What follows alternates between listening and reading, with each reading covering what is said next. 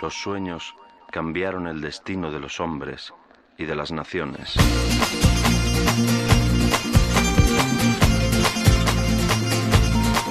Se podría poner el cartel de cerrado por vacaciones, pero en esta ocasión no lo cerramos nunca, no cerramos nunca, porque aquí la tenemos, a Emilia Cabanes, nuestra psicóloga de cabecera, que aunque esté de vacaciones, viene a trabajar y a darnos su sabiduría en forma de pequeños programitas, los que hacemos todos los miércoles, para hablarles de diferentes cuestiones. Son muchos de ustedes los que ya se han puesto en contacto con ella, pues para pedirle consejo, para pedirle cita, para contarles sus dudas y sus problemas. Deben de seguir haciéndolo. El tema está en que la pueden llamar, pero no lo hagan ahora, en estos días, hombre, que estamos un poco relajados. Aunque lo pueden hacer, tú ya les das para septiembre, ¿no? O para después de fiestas, cita. Hola, buenos días, Hola, Mónica. Emilia. ¿Cómo estás? Muy bien, de vacaciones. Pero ¿te las has tomado al pie de la letra, como nos sueles decir? Sí, de hecho mañana me voy de vacaciones. Bien. Hoy se ha pasado por aquí para dejarnos constancia de que sigue ahí, que ustedes también la pueden encontrar en los diferentes formatos que siempre les contamos, pero que hoy pues tenemos por delante tiempo para hablar de un tema que no hemos tratado, lo habremos tratado de alguna diferente manera, pero no hemos hablado en general de este problema, de el miedo. El miedo en sí. En sí. Hemos hablado de la ansiedad, de cómo se produce esa ansiedad, de los temores también, pero del miedo en concreto no hemos hablado. Es muy extensa la palabra miedo, Sí. Cuidado, porque del miedo salen, como tú decías, diferentes arterias, como son la ansiedad, las fobias, por ejemplo, el pánico, el estrés. Pero el miedo en sí, ¿qué es el miedo? Pues el miedo es una perturbación del estado de ánimo, que puede ser real o imaginaria, y que puede influenciar mucho y influir también, influir en nuestra seguridad, en nuestro sentido de seguridad de la persona. Es decir, ¿el miedo es algo positivo? ¿Es algo negativo? Pues según por donde lo mires. Gracias al miedo muchas veces pues hemos sobrevivido, ¿no? La especie. Pero también por culpa del miedo nos hemos privado de conseguir muchas cosas. Se suele decir, yo lo he oído mucho a mis padres, a mis abuelos, es que este niño o esta niña no tiene miedo y debería de tener un poquito de miedo para que no fuera tan decidido, ¿no? Sí. Pero no sé por qué... Impulsivo. Exactamente, por qué nos quieren limitar con el miedo a veces, ¿no? Por la seguridad. El tema es que cuando uno se siente inseguro, arriesga menos en todos los sentidos. Entonces, en este caso, como me está diciendo, los padres se refugian en ese miedo para que nuestros hijos, ¿no? Para que los hijos no arriesguen de esa manera y les pueda pasar algo. Yo te hacía una pregunta al principio y la vamos a trasladar ahora a que nos oiga a todos los oyentes. ¿Nacemos con miedo? No. No tenemos miedo cuando nacemos, ¿no? El miedo es una emoción normal, en general, pero que vamos aprendiendo a lo largo de nuestra vida. De hecho, el miedo no es algo general porque no todo el mundo tiene miedo a lo mismo. Claro. Y el concepto de miedo es tan general que cada persona, de una manera subjetiva, lo valora de una manera. Claro. De distintas formas.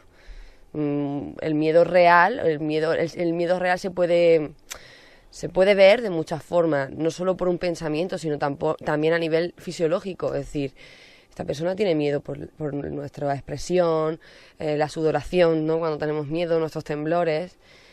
Y hablando de ese miedo real o imaginario, podemos poner ejemplos de miedo real. ¿Un miedo real cuál sería?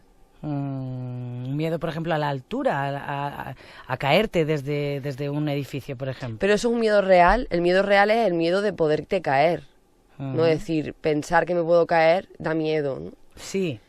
Pero ese miedo puede ser perjudicial, es decir, simplemente el hecho de pensar que estás en la altura y ¡ay, me puedo caer! El hecho de caerte puede implicar que yo haga algo para caerme. A ver, han habido casos de personas que se han caído por accidentes, pero son los menos. Es decir, Claro. La mayoría de las personas que... Balconing, por ejemplo. Claro.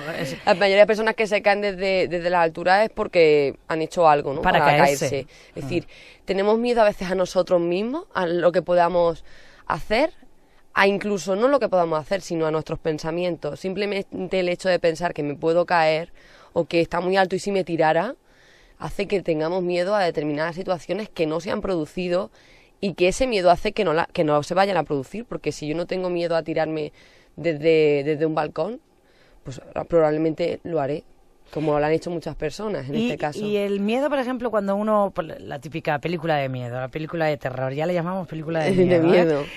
¿Por qué nos sobresaltamos? ¿Por qué le tenemos miedo a esa escena, a ese impulso, a ese susto? Es susto, pero el susto, si os dais cuenta, lo provoca muchas veces la música. Sí, la música de intriga, de ¿no? Eso es lo que más miedo puede producir. Seguramente si viésemos esas películas sin ese hándicap, ¿no? ese efecto musical, no nos provocaría tanto miedo. Exacto. Es decir, la intención de esa película es crearnos incertidumbre y miedo, ¿no? Y susto. Es bueno implantarles, no sé cómo decirlo, provocarles miedo a los niños, que tengan un poquito de miedo, o es mejor no producirles miedo para que sean más intrépidos, más atrevidos. Lo bueno es enseñarles a no es decir tener miedo, sino a decir que hay cosas que pueden perjudicarles, que no todo es tan fácil, o sea, arriesgar es bueno, pero en ciertas situaciones no. Por ejemplo, un miedo real sería encontrarme de frente a un león. Es decir, pues o corres o corre, y a lo mejor corres y seguramente te va a pillar. Eso es miedo real. Eso sí que, a ver, estamos hablando de algo muy grande, ¿no? Pero situaciones en las que no cruce la carretera hasta que no se ponga en verde. Meter el dedo en un enchufe. Porque te puede pillar un coche. Claro. Eso es algo real. No es la intención de producirle miedo al nene, sino la intención de prevenirle, ¿no? Y explicarle que la vida no es jauja, ya la paso a los peatones y hago esto, hago lo otro, o consumo drogas pues sin sentido, pues todo eso, sin sentido o con sentido, las drogas no son buenas, pero todo eso no es producirle miedo, sino explicar las consecuencias que tienen los actos de cada persona, pero con miedo no es bueno vivir. No es nada bueno vivir con miedo. ¿Y los adultos y nuestros miedos? ¿Qué hacemos con ellos? ¿Cómo afrontamos nuestros miedos? Normalmente los miedos vienen de aprendizaje, de que en un momento dado nos ha pasado algo y nos ha dado miedo y lo generalizamos hasta el día de hoy. Pero es que no somos las mismas personas. Es decir, hace 10 años, no sé, me quedé encerrada en el ascensor y ahora tengo miedo a los ascensores.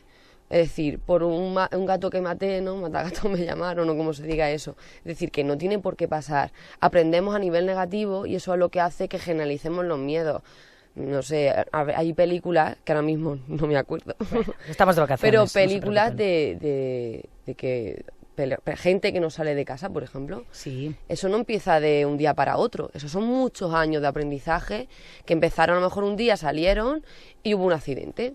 Otro día salieron y se torcieron el pie. Otro día salieron y empiezan a hacer coincidir de diferentes situaciones hasta que al final sacan la conclusión de que si no salen a la calle no les pasa nada. Mira cómo somos las personas, ¿no? Buscamos una lógica a veces aplastante. Sí, bueno, eso es tremendo. ¿Podemos curarnos? Tú como psicóloga, ¿hay cura para ciertos miedos? Sí, de hecho el miedo es normal, pero cuando llega a ser un miedo patológico necesita una ayuda.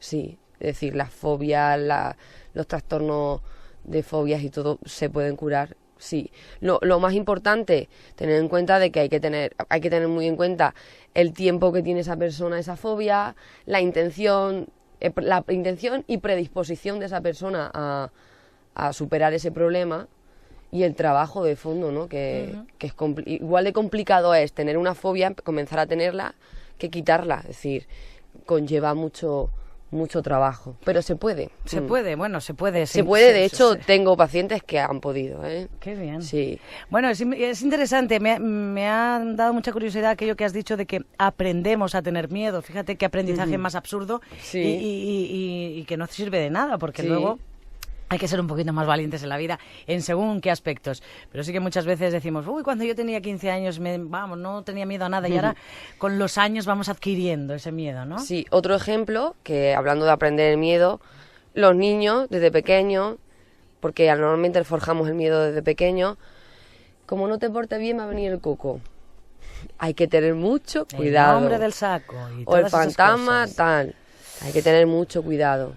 porque desde ahí ya empiezan los nenes a... Un trauma. Sí, pueden coger un trauma y además que no nos podemos ni imaginar el pensamiento, el tipo de pensamiento y de vueltas que le puede dar un niño a una situación como esa, ¿eh? Sí, señor. Y la capacidad de imaginación que tienen los niños para creerse eso, incluso ser capaces de verlos. De crear un personaje. De crear un personaje Sí, e incluso sentir que lo ven, ¿eh? ¿Qué nos puedes decir para que en una sesión no nos van a quitar los miedos? Ya se lo digo yo, ¿eh? Pero bueno, esta chica es mágica, igual sí. ¿Cuál podría ser la conclusión? ¿Qué buen sabor de boca nos puedes dejar en cuanto a nuestros propios miedos? Pues que el miedo, como he dicho al principio, es una emoción y como tal las emociones pues se pueden llegar a sentir, se pueden llegar a vivir, se pueden llegar a experimentar, pero también podemos aprender de ellas. Es decir, no porque tengamos miedo a una situación concreta, eso va a ser algo que va a ir arrastrándose en nosotros toda la vida. Por eso del riesgo, de arriesgar, de vivir y de ser feliz, ¿no? Es decir, ser feliz, qué palabra tan bonita y tan difícil, ¿no? Pero ser feliz conlleva el mirar más para el futuro, y sobre todo mirar más el presente, rodearnos de gente que nos aprecia, nos quiere, de situaciones en las que sepamos que podemos controlar y no tendremos intención de estar pensando en cosas que no pueden pasar, que en el miedo, porque eso también es verdad que hay mucha gente a la que tiene miedo, que está tan ofuscada en diferentes pensamientos que le provocan terror, es porque a veces le hacemos más caso a las partes negativas que positivas del día a día. Pues ya saben ustedes, si están de vacaciones, nos están escuchando por internet, están allá en la playa o en la costa, déjense el miedo allí y vuélvanse sin él. Eso, muy buena idea, es muy buena idea. Pues eso haremos. Emilia, muchísimas gracias. A ti. Seguimos escuchándote en Facebook, en tus blogs y desde luego la gente que nos haga caso, que hablamos de cosas muy interesantes. Hasta luego, Emilia. Hasta luego, guapa.